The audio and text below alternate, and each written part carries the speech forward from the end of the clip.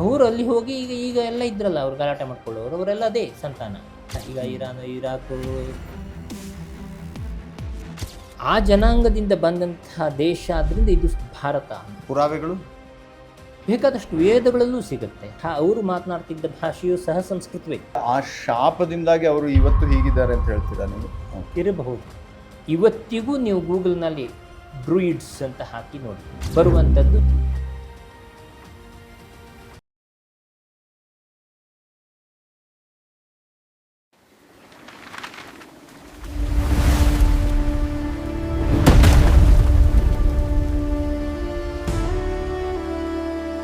ನಮಸ್ಕಾರ. ಇತಿಹಾಸದ ಯಥಾರೂಪ ಕಾರ್ಯಕ್ರಮಕ್ಕೆ ನಿಮ್ಮೆಲ್ಲರಿಗೂ ಕೂಡ ಸ್ವಾಗತ. ನಾನು ಬಡಕಿಲಾ ಪ್ರದೀಪ್. ನಮ್ಮ ಜೊತೆ ಸದ್ಯೋಜಾತ ಭಟ್ ಅವರಿದ್ದಾರೆ. ಅವರು ಭಾರತದ ಕಥೆ ಹೇಳೋರಿದ್ದಾರೆ.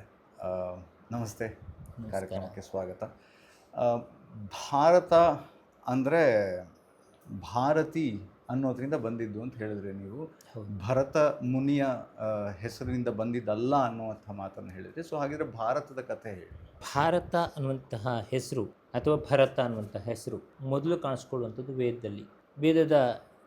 ಋಗ್ವೇದದ 7ನೇ ಮಂಡಲದಲ್ಲಿ ಬರುವಂತಹ ಒಂದು ಸನ್ನಿವೇಶದಲ್ಲಿ ಮೊದಲಿಗೆ ಕಾಣಿಸ್ಕೊಳ್ಳುತ್ತೆ. ಅಲ್ಲಿ ಒಂದು ದೊಡ್ಡ, ಅದು ಇತಿಹಾಸಕ್ಕೂ ಬೇಕಾಗುವಂಥದ್ದು ಮತ್ತು ವೇದದಲ್ಲಿ ನಡೆದಂಥದ್ದು. ಆ ಕಾಲದಲ್ಲಿ, ಸೂಕ್ತ ದೃಷ್ಟಾರ ಕಾಲದಲ್ಲಿ ಒಂದು ದೊಡ್ಡ ಯುದ್ಧ ನಡೆಯುತ್ತೆ. ಒಬ್ಬ ರಾಜ 10 ರಾಜರ ಜೊತೆ ಯುದ್ಧ ಮಾಡ್ತಾನೆ. ಒಬ್ಬನೇ ರಾಜ 10 ಜನರನ್ನು ಎದುರು ಹಾಕ್ಕೊಳ್ತಾನೆ. ವಶಿಷ್ಠರು ಮೊದಲು ಆ ರಾಜನಿಗೆ ಮಂತ್ರಿ ಮತ್ತು ಪುರೋಹಿತ, 2 ಮಂತ್ರಿ ಅಂದರೆ ಪುರೋಹಿತ, ಹಿಂದೆ ಹಾಗೆ ಪುರೋಹಿತನೇ ಮಂತ್ರಿ ಆಗಿರುವಂಥದ್ದು. ನಮ್ಮಲ್ಲಿ ನಡ್ಕೊಂಡು ಬಂದದ್ದು ಹಾಗೆ. ವಶಿಷ್ಠರು ಪುರೋಹಿತರು ಮಂತ್ರಿ ಆಗಿದ್ದರು. ಆಗ ಕಿರುಕುಳ ಕೊಡ್ತಾರೆ. ಈ ಪರುಷ್ಣಿ ಮತ್ತು ವಿಪಾಶಾ ನದಿಯ ಮಧ್ಯದಲ್ಲಿ ಒಬ್ಬ ರಾಜ ಇದ್ದ, ಸುದಾಸ ಅಂತ. ಅವನಿಗೆ ತೊಂದರೆ ಕೊಡ್ತಾಯಿದ್ರು.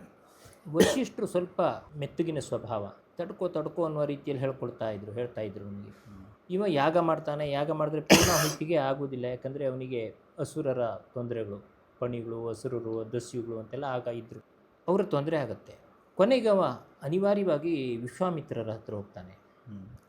ವಿಶ್ವಾಮಿತ್ರರ ಹತ್ರ ಹೋಗಿ ಕೇಳ್ತಾನೆ, ನನಗೆ ನೀವು ಪುರೋಹಿತರು ಮತ್ತು ನೀವು ಮಂತ್ರಿ ಆಗಿರಬೇಕು. ಆಯಿತು ಅಂತ ಒಪ್ಕೊಳ್ತಾರೆ. ಅವರು ಬರ್ತಾರೆ. ಇವ ಯಾಗವನ್ನು ಆರಂಭ ಮಾಡ್ತಾನೆ. ಯಾಗವನ್ನು ಆರಂಭ ಮಾಡಿ ಅವರ ಹತ್ರ ಹೋಗ್ತಾನೆ. ನಾನೀಗ ಯಾಗವನ್ನು ಆರಂಭ ಮಾಡಿದ್ದೇನೆ, ನನಗೆ ಅವರು ತೊಂದರೆ ಕೊಟ್ಟರೆ ಏನು ಮಾಡೋದು? ಅದು ನಿವಾರಣೆ ಮಾಡ್ಕೊ. ಮೊದಲು ನಿನ್ನ ಪೂರ್ಣಾಹುತಿ ಆಗಬೇಕಿದ್ರೆ ನೀನು ಅದನ್ನು ನಿವಾರಣೆ ಮಾಡ್ಕೊಳ್ಬೇಕು. ಮೊದಲು ಅವ್ರು ಬಂದರೆ ಯುದ್ಧ ಮಾಡಿಬಿಡು ಅಂತ ವಿಶ್ವಾಮಿತ್ರರು ಹೇಳಿದ ಕೂಡಲೇ ಇವ ಯುದ್ಧಕ್ಕೆ ಸಿದ್ಧತೆ ಮಾಡ್ಕೊಳ್ತಾನೆ. 10 ಜನ ರಾಜರು ಯುದ್ಧಕ್ಕೆ ಬರ್ತಾರೆ. ಅದರಲ್ಲಿ 6 ಜನ ರಾಜರು ನಾಹುಷೇಯರು ಅಂತ. ನಹುಷ ಅಂತ ಒಬ್ಬ ರಾಜ ಇದ್ದ, ನಮಗೆ ಪುರಾಣಗಳಲ್ಲಿ ಬರುತ್ತೆ, ಆದರೆ ಅವನು ವೈದಿಕ ರಾಜ. ಆ ನಹುಷನ ಮಗ ಯಯಾತಿಗೆ ಶಾಪ ಇರುತ್ತೆ. ಅವನಿಗೆ ಆ ಕಾಲದಲ್ಲಿ ವೃದ್ಧಾಪ್ಯ ಬರುತ್ತೆ. ಅವ ಮುದುಕನಾಗ್ತಾನೆ. ಆಗ ಮಕ್ಕಳಲ್ಲಿ ಕೇಳ್ತಾನೆ, ನೀವು ಇನ್ನು ಹುಡುಗರು, ನಿಮ್ಮ ಆಯುಷ್ಯನ್ನು ನನಗೆ ಕೊಡಿ, ನಾನು ಆಮೇಲೆ ನಿಮಗೆ ವಾಪಸ್ ಕೊಡ್ತೇನೆ ಅಂತ ಬರುತ್ತೆ ಕತೆ. ಹಾಗೆ ಕೇಳಿದಾಗ 6 ಜನ ಆಗೋದೇ ಇಲ್ಲ ಅಂತ ಹೇಳ್ತಾರೆ. ನಾವು ವೃದ್ಧಾಪ್ಯದಲ್ಲಿ ನೀನು ಮತ್ತೆ ತಗೊಳ್ಳೋದು ಹೇಗೆ ಸಾಧ್ಯ? ಅದೆಲ್ಲ ಆಗೋದಿಲ್ಲ ಅಂತಾರೆ. ಆಗ ಅವನು ಶಾಪ ಕೊಡ್ತಾನೆ, ನೀವೆಲ್ಲ ಕುರುಚಲ ಗಿಡ ಬೆಳೆಯುವಲ್ಲಿ, ನೀರಿಲ್ಲದೆ ಇರುವಲ್ಲಿ, ಸಂಸ್ಕಾರ ಇಲ್ಲದಿದ್ದಲ್ಲಿ ಹೋಗಿ ನೀವು ಬದುಕಿಬಿಡಿ ಅಂತ ಶಾಪ ಕೊಟ್ಟಿರ್ತಾನೆ. ಹೀಗಿರುವ ತಂದೆ ಇವರು ಈಗ ಏನಾಗುತ್ತೆ ಅಂದರೆ, ಇವರು ಯುದ್ಧಕ್ಕೆ ಬರ್ತಾರೆ. 6 ಜನರ ಜೊತೆಗೆ 10 ಜನರು ಯುದ್ಧ ಮಾಡ್ತಾರೆ. ಈ ಒಬ್ಬ ಸುದಾಸ ಅಷ್ಟು ಜನರನ್ನು ಎದುರಿಸ್ತಾನೆ. ದೊಡ್ಡ ಯುದ್ಧ ಆಗುತ್ತೆ. ಈ ಯುದ್ಧದಲ್ಲಿ ವಿಶ್ವಾಮಿತ್ರರ ಶಿಷ್ಯಂದಿರು, ಅಂದರೆ ಅವರ ಜನಾಂಗ, ಅವರು ಭರತ ಜನಾಂಗ ಅಂತ. ಆ ಜನಾಂಗದಿಂದ ಬಂದಂತಹ, ಅವರು ಮಾತನಾಡ್ತಿದ್ದ ಭಾಷೆಯು ಸಹ ಸಂಸ್ಕೃತವೇ. ಆ ಜನಾಂಗದಿಂದ ಬಂದಂತಹ ದೇಶ ಆದ್ರಿಂದ ಇದು ಭಾರತ ಅಂತ. ಬಟ್ ಭಾಷೆ ಸಂಸ್ಕೃತವೇ. ಸಂಸ್ಕೃತಕ್ಕಿದ್ದಂಥ ಹೆಸರೇ ಭಾರತಿ ಅಂತ. ನಾವೀಗೇನು ಸಂಸ್ಕೃತ ಅಂತ ಹೇಳ್ತೇವೋ ಅದು ನಾವು ಇಟ್ಕೊಂಡಂಥ ಹೆಸರು. ಆಮೇಲೆ ಕಾಲಾಂತರದಲ್ಲಿ ಅದು ಸಂಸ್ಕೃತ ಅಂತ ಬಂತೆ ಹೊರತು ಅದರ ಹೆಸರಿದ್ದದ್ದು ಭಾರತಿ ಅಂತ, ಭಾರತಿ ಭಾಷಾ ಅಂತ. ಆ ಭಾರತಿ ಭಾಷೆಯಿಂದ ಹುಟ್ಟಿದ್ದು ಇದೇ ಪ್ರದೇಶ. ಹಾಗಾಗಿ ಭಾರತ ಅಂತ. ಆಮೇಲೆ ನಾವು ಒಬ್ಬೊಬ್ಬರು ಆರೋಪ ನಾವು ಮಾಡ್ತಾ ಹೋಗ್ತೇವೆ. ಆರೋಪ ಅಂದರೆ ಅದು ಒಬ್ಬೊಬ್ಬರು ರಾಜ ನಮ್ಗೆ ಯಾರು ಇಷ್ಟ ಆಯಿತು, ಈಗ ನನ್ನ ವಂಶಜ ಒಬ್ಬ ರಾಜ ಆಗಿದ್ದ, ಅವನು ಭರತ ಅಂತ ಹೆಸರಿತ್ತು, ಹಾಂ ಅವನಿಂದ ಹೆಸರು ಬಂತು ಅಂತ ಹೀಗೆ ಹೇಳೋದು. ಹೇಳ್ಕೊಂಡು ಆದರೆ ಅವನಿಗೆ ಭಾರತದಿಂದ ಹೆಸರು ಬಂದಿದ್ದಿರಲೂಬಹುದು ಅಂತ ಹೇಳ್ತೀರಾ? ಹೌದೌದು. ಬಟ್ ಇದಕ್ಕೆ ಭರತ ಪುರಾವೆಗಳು ನೀವು ಹೇಳಿರೋ ಮಾತಿಗೆ ಬೇಕಾದಷ್ಟು ವೇದಗಳಲ್ಲೂ ಸಿಗುತ್ತೆ. ಭಾರತಿ ಅಂತ ನದಿ ಹೆಸರು ಇದೆ, ಇಳ ಭರತಿ ಅಂತ. ಭಾರತಿ ಅಂತ ನದಿ ಹೆಸರೇ ಸಿಗುತ್ತೆ ನಮಗೆ. ಅಲ್ಲಿ ಒಂದು ಊರಿನಲ್ಲಿ ನದಿ ಹರಿತು ಅಂದರೆ ಆ ಹೆಸರಿನಿಂದೂ ಕರೀತಾರೆ. ಹಾಗೆ ಹೌದು ಹೌದು ಹೌದು. ಹಾಗೆ ಆ ಭಾರತ ಅನ್ನೋದಕ್ಕೆ ಹೆಸರು ಬಂದದ್ದೇ ಅಲ್ಲಿ. ಆ ರಾಜ ಅಷ್ಟು ಜನರನ್ನು ಕೊಂದ, ಅವರು ಕೊಲ್ಲಿಲ್ಲ, ಓಡಿಸಿದ ಅವ. ಆವಾಗ ಕೊಲ್ಲುವಂಥದ್ದೆಲ್ಲ ಇಲ್ಲ, ಅವನು ಓಡಿಸಿದ ಅವರನ್ನು. ಅವರು ಯುದ್ಧದಲ್ಲಿ ಸೋತು ಹೋದರು. ಆಗ ಈ ಭಾರತ ಜನಾಂಗ ಅನ್ನೋದು, ಭರತ ಜನಾಂಗ ಅನ್ನೋದು ಇವನಿಗೆ ಕೊನೆಯಲ್ಲಿ ಸಪೋರ್ಟ್ ಮಾಡ್ತಾರೆ. ಈ ಓಡಿದ ಜನಾಂಗ ಎಲ್ಲಿರುತ್ತೆ? ಮಧ್ಯಪ್ರಾಚ್ಯವನ್ನು ಸೇರುತ್ತೆ. ಈ ಮಿಡಲ್ ಈಸ್ಟ್, ಹಾಂ, ಆ ಕಡೆ ಹೋಗ್ತಾರೆ ಅವರು. ಮಧ್ಯಪ್ರಾಚ್ಯದ ಕಡೆ ಹೋಗಿ ಅವರು ಆ ಕಡೆ ನೆಲೆಸಿಬಿಡ್ತಾರೆ. ಇವತ್ತಿಗೂ ನೀವು ಗೂಗಲ್ನಲ್ಲಿ ಡ್ರೂಯಿಡ್ಸ್ ಅಂತ ಹಾಕಿ ನೋಡಿ, DRUIDS ಅಂತ, ಡ್ರೂಯಿಡ್ಸ್ ಓಕೆ ಹಾಕಿದರೆ ಬರುವಂಥದ್ದು ಇದೇ ಭಾರತೀಯರು ಅಂತಾನೆ. ಪ್ರಾಚೀನ ಪ್ರೀಸ್ಟ್ ಅಂತ ಬರುತ್ತೆ. ಅಂದರೆ ಅವರು ಭಾರತದಲ್ಲಿ ಇದ್ದು ಇಲ್ಲಿಯ ಸಂಸ್ಕಾರ ಹೊಂದಿದವರು. ಯಾರು? ಯಯಾತಿಯ ಮಕ್ಕಳು, ಅವರನ್ನು ಓಡಿಸಿದ್ದು. ಅವರು ಅಲ್ಲಿ ಹೋಗಿ ಈಗ ಎಲ್ಲ ಇದ್ರಲ್ಲ, ಅವ್ರು ಗಲಾಟೆ ಮಾಡ್ಕೊಳ್ಳೋರು, ಅವರೆಲ್ಲ ಅದೇ ಸಂತಾನ.